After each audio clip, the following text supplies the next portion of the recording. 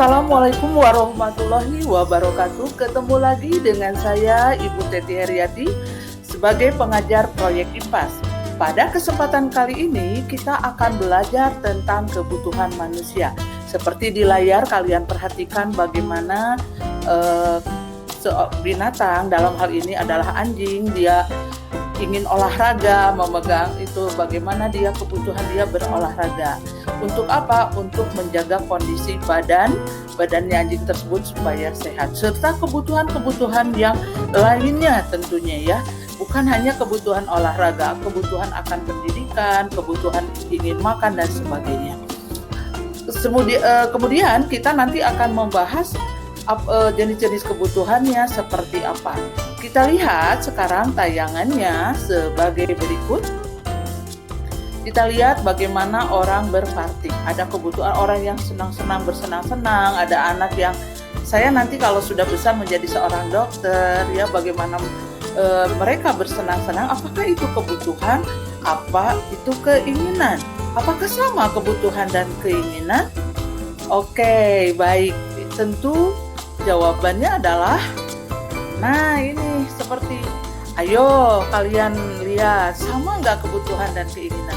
Setiap orang membutuhkan rumah, tapi ada juga keinginan orang ingin punya rumah yang mewah, ingin punya rumah yang besar. Jadi kalau rumah sebagai tempat tinggal adalah kebutuhan ya, tetapi kalau kita pengen rumah yang mewah, yang besar, itu adalah keinginan. Ya, tentunya akan berbeda. Coba kalian perhatikan di sini. Lalu apa sih kebutuhan? Ada orang yang sedang menyanyi-nyanyi, ya.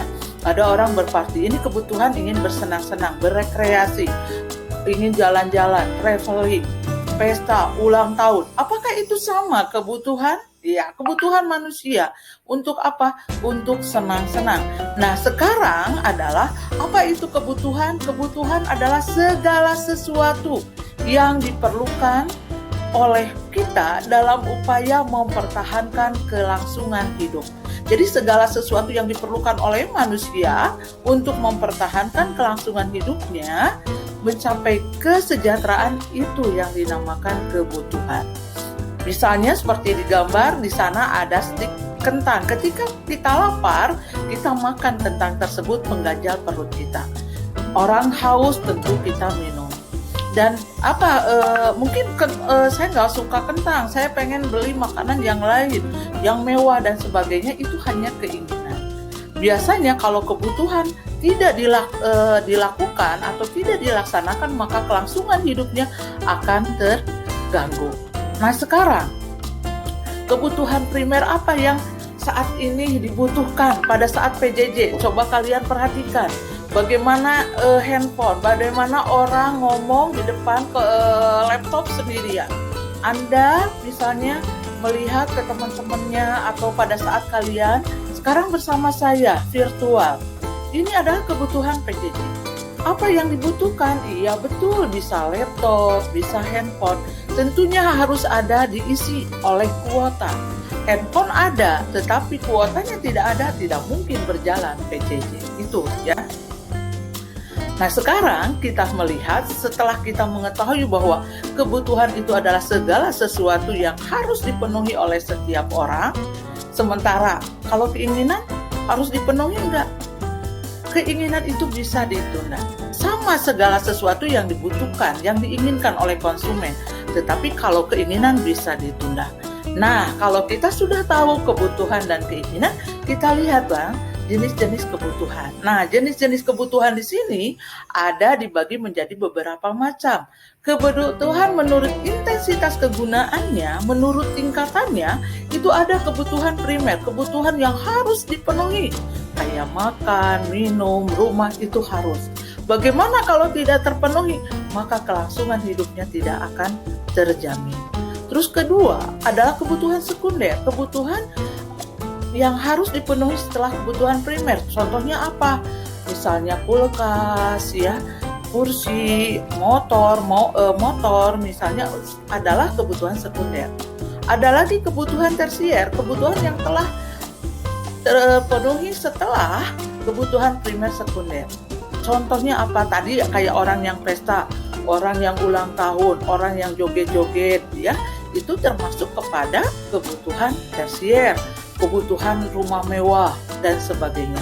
Kemudian jenis-jenis kebutuhan yang kedua adalah kebutuhan berdasarkan sifatnya, yaitu kebutuhan jasmani. Dan jasmani itu orang yang beribadah, orang yang mau olahraga, ya, itu jasmani. Ketika kita kebutuhan ingin beribadah, itu rohani, ya. Kemudian kebutuhan menurut waktu pemenuhannya, ada kebutuhan sekarang, ada kebutuhan yang masa akan datang.